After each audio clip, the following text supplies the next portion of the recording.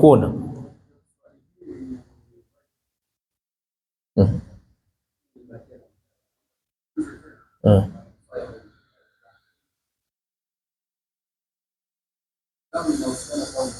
Na tauba, naam naam.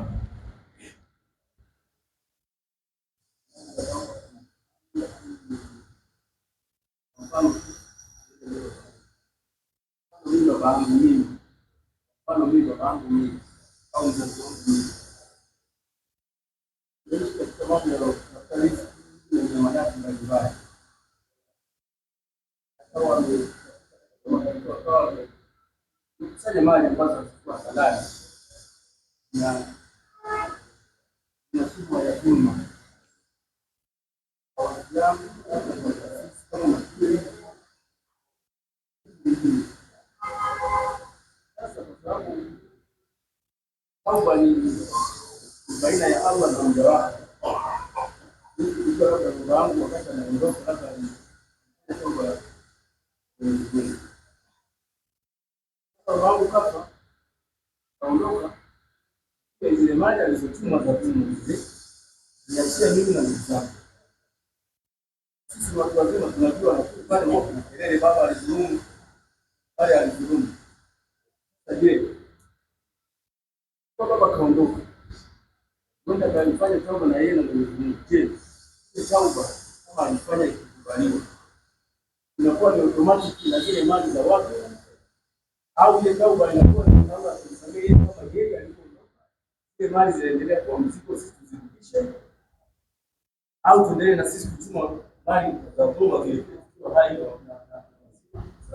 Wa alaikum salam. Swali muhimu sana, japo amezunguka, lakini swali muhimu. Alikuwa anatafutia namna ya kuliweka. Ni hivi ndugu zangu, kwa mfano mathalan wazee wetu wametangulia. Sasa mtu katika mmoja wazee wake alifanya dhuluma na namna uhakika kabisa, 1 2 3, alizulumu pale akafariki. Sasa nyinyi mkija huko nyuma mnafanyaje? Anasema kama amefanya tauba, je, ile tauba ndio inakuja mpaka kwenye haki za watu? La, katika sharti za tauba raddil madhalim, kurudisha ulichodhulumu, katika sharti ya tauba. Na hiyo tauba hiyo ni baina yako na baina ya mja, sio baina yako na Allah. Haki ya mtu ukimaliza huku ndio Allah atakuangalia.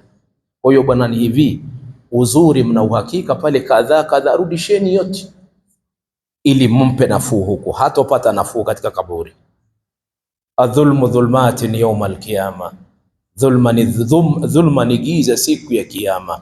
Na hakika atakayeondoka na haki ya mtu hana salama mpaka irudi, na adhabu itaanzia kaburini. Adhabu ya kaburi inaanza kwamba huyu ni dhalim, alafu siku ya kiyama ataletwa katika uwanja na waliodhulumiwa wote watakwenda kumshika mkono. Yauma yaghadhu dhalimu ala yadayhi, subhanallah, siku ambako dhalimu atakwenda kumshika aliyomdhulumu, anamshika, anamwambia Allah, huyu anidhulumu. Sasa umedhulumu watu wangapi? 7 au 8 wamekushikilia. Subhanallah, utapona vipi? Mwokoeni mzazi wenu, mwokoeni mzazi wenu. Kama mnazijua alikodhulumu, wallahi nyinyi kutembea miguu mitupu, kutembea bila usafiri, kutembea na basikeli au bila nini, mkarudisha mali zitupu, hiyo ni izza kwenu nyinyi, kuliko kuchukua mali ya dhulma. Alafu kuna wakati ukikaa mwenyewe unajua kabisa baba alidhulumu, hichi ndicho nacho. Kuna raha gani ndugu yangu? Wallahi hakuna raha.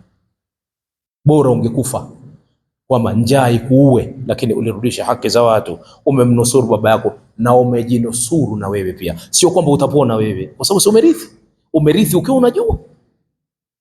Kwa hiyo ndugu zangu, ili ni swala tuliangalieni sana, katika vitu ambavyo vitakuwa ni hasara kubwa, na huyu mtu atakuja kuwa ni muflis, ni mtu aliyochukua mali za watu.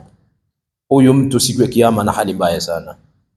Yote ni nini? Unajua, yote ni kusema tu mimi hapa duniani nionekane na mimi ninacho, bila kujua mbele ya Allah kuna nini. Tujitahidini sana. Naam, ala akhi